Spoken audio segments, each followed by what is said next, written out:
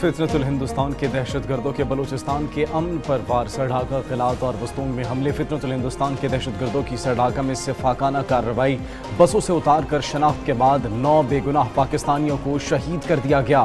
دہشت گرد رات کی تاریکی میں فرار اطلاع ملتے ہی سیکیورٹی فورسز کی فوری کارروائی۔ ترجمان بلوچستان حکومت کے مطابق حملہ پاکستان کے امن اور یکجہتی پر حملہ ہے۔ دشمن کی چال ناکام بنائیں گے ریاست، دشمن عناصر کو عبرتناک انجام تک پہنچایا جائے گا۔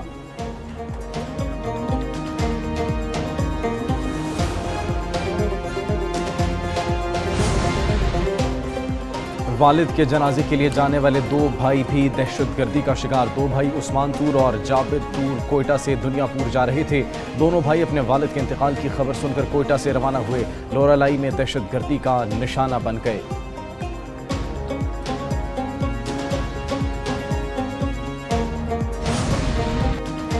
بلوچستان میں 9 افراد کی شہادت، لاشیں بارڈر ملٹری پولیس پنجاب کے حوالے۔ شہید ہونے والے 9 افراد کا تعلق پنجاب سے ہے۔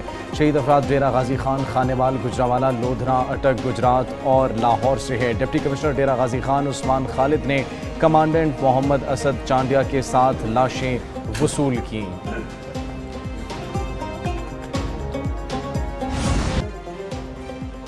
وزیر اعظم شہباز شریف کی سر ڈھاکہ میں مسافروں کے قتل کی مذمت، کہتے ہیں دہشت گردوں سے پوری قوت سے نپٹیں گے، بے گناہ افراد کے خون کا بدلہ لیا جائے گا، نہتے شہریوں کا قتل فتنہ ہندوستان کی کھلی دہشت گردی ہے، عزم اور اتحاد سے دہشت گردی کے ناسور کو جڑ سے اکھاڑ کر دم لیں گے۔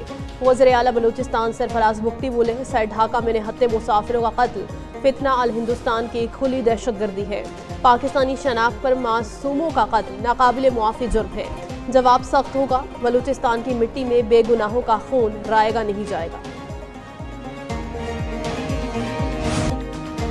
بھارت پاکستان کا پانی روک سکتا ہے، نہ ہی اس کا رخ موڑ سکتا ہے۔ کوئی بھی پاکستان کی طرف میلی آنکھ سے نہیں دیکھ سکتا۔ نائب وزیر اعظم اسحاق ڈار کی کوالالمپور میں پریس کانفرنس، کہا پہلگام واقعے کے بعد بھارت نے دنیا میں غلط بیانی کی، بھارتی بیانیے کو عالمی سطح پر پذیرائی نہیں ملی، نیشنل سیکیورٹی کمیٹی میں بھارت کو بھرپور جواب دینے کا فیصلہ ہوا، ہمارے بہادر پائلٹس نے 6 بھارتی طیاروں کو مار گرایا۔ مارکو روبیو نے فون کر کے بتایا انڈیا سیز فائر کے لیے تیار ہے، کیا آپ بھی تیار ہیں؟ ادھر نائب وزیر اعظم اسحاق ڈار کی کوالالمپور میں ملیشین وزیر اعظم انور ابراہیم سے ملاقات بھی ہوئی۔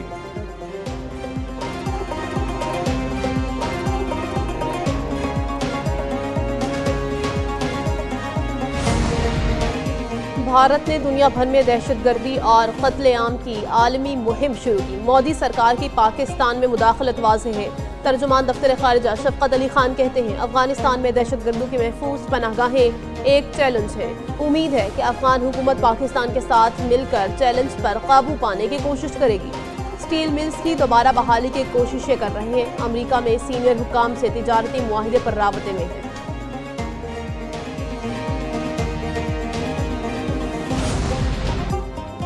اداکارہ حمیرہ اصغر کی لاہور میں نماز جنازہ ادا کر دی گئی۔ ماڈل ٹاؤن کے قبرستان میں تدفین اداکارہ حمیرہ اصغر کی موت 8 سے 10 ماہ قبل ہوئی، دماغ اور آنکھیں غائب تھی۔ پوسٹ مارٹم رپورٹ ایک نیوز نے حاصل کر لی۔ رپورٹ کے مطابق لاش کے اندر چھوٹے کیڑے پیدا ہو گئے، ناخن ہڈی سے الگ ہو چکے تھے۔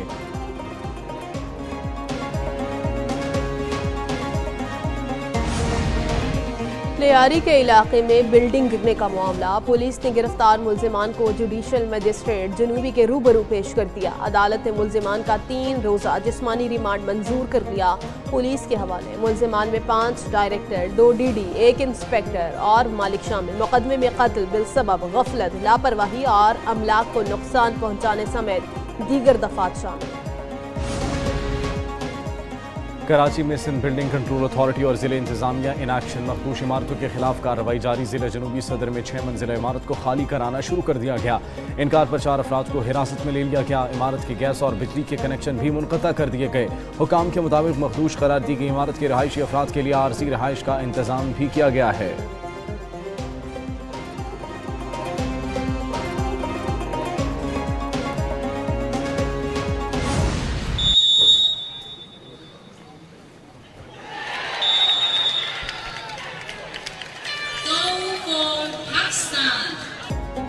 انڈر 18 ہاکی ایشیا کپ میں قومی ٹیم کی شاندار کارکردگی کا سلسلہ جاری۔ پاکستان نے فائنل کے لیے کوالیفائی کر لیا۔ سیمی فائنل میں گرین شرٹس نے ملیشیا کو شکست دی۔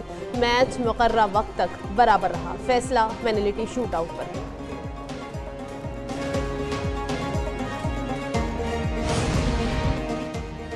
فرسودہ نظام کو عصری تقاضوں سے ہم آہنگ کیے بغیر پاکستان کی ترقی ممکن نہیں۔ اولین ترجیحات میں فرسودہ نظام کو جدید، ڈیجیٹل اور مؤثر گورننس کے نظام میں تبدیل کرنا ہے۔ وزیر اعظم کی زیر صدارت اجلاس وزارتوں کی کارکردگی بڑھانے اور ہر شعبے کے ماہرین کی خدمات حاصل کرنے کے لیے اصلاحاتی عمل کی ہدایت۔ وزیر اعظم کہتے ہیں پاکستان وسائل سے مالا مال ہے، نوجوان افرادی قوت پاکستان کا سب سے قیمتی اثاثہ ہے۔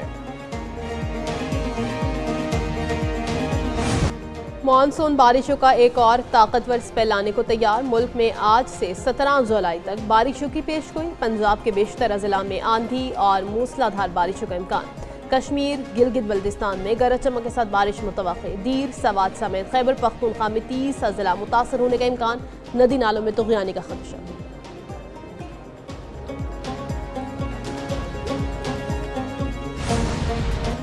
وزیر اعلیٰ سندھ کا بارشوں کے پیش نظر تمام اداروں کو الرٹ رہنے کا حکم۔ حفاظتی بندوں کی مرمت اور نگرانی میں غفلت برداشت نہیں ہوگی۔ وزیر اعلیٰ سندھ مراد علی شاہ کی زیر صدارت ممکنہ بارشوں اور سیلابی صورتحال سے نمٹنے کے لیے اہم اجلاس۔ ڈیزاسٹر مینجمنٹ ادارے کو تمام وسائل بروئے کار لانے کی ہدایت۔ چیف میٹرولوجسٹ نے بریفنگ دی کہ شہر کراچی میں 17 سے 18 جولائی کو بارشیں ہوں گی۔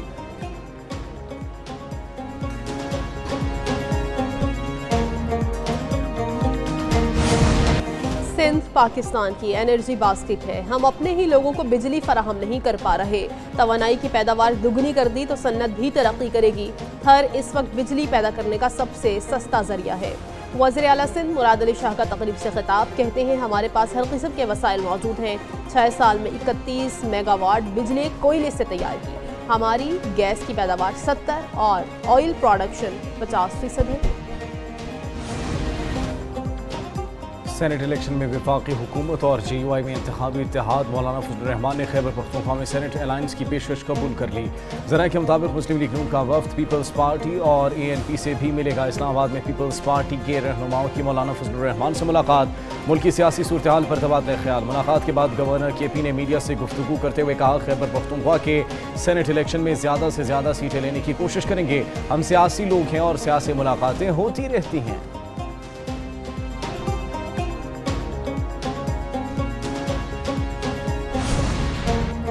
مخصوص نشستوں پر ارکان کی حلف برداری۔ الیکشن کمیشن نے خیبر پختونخوا اسمبلی کے اسپیکر کو خط لکھ دیا۔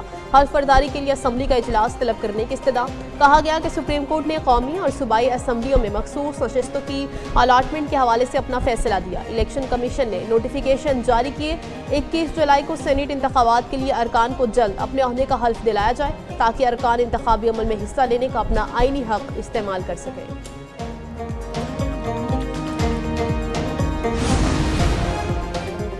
تحریک انصاف کے 26 اراکین کی نااہلی ریفرنس کا معاملہ۔ اسپیکر پنجاب اسمبلی ملک احمد خان سے اپوزیشن کے معطل ارکان کی ملاقات۔ اپوزیشن وفد کی قیادت قائد حزب اختلاف ملک احمد خان بچھر نے کی۔ ملاقات میں اسپیکر کی معاونت کے لیے وزیر پارلیمانی امور مجتبیٰ شجاع الرحمان اور دیگر بھی موجود۔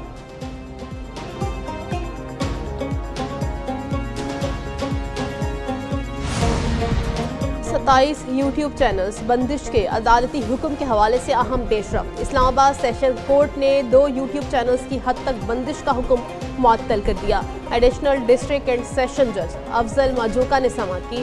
جوڈیشل مجسٹریٹ عباس شاہ نے یوٹیوب چینل بلاک کرنے کا حکم دیا تھا۔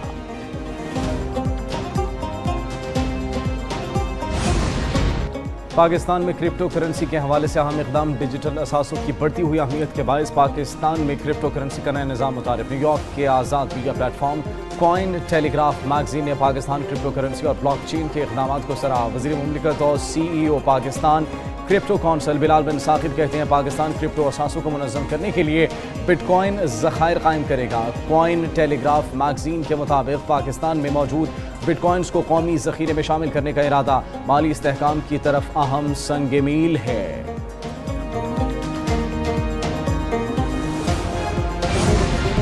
پاکستان میں روسی سفیر کی سربراہ جے یو آئی کی رہائش کا آمد۔ روسی سفیر کی مولانا فضل الرحمان سے ملاقات۔ بین الاقوامی خطے اور ملک کی صورتحال پر تفصیلی تبادلہ خیال۔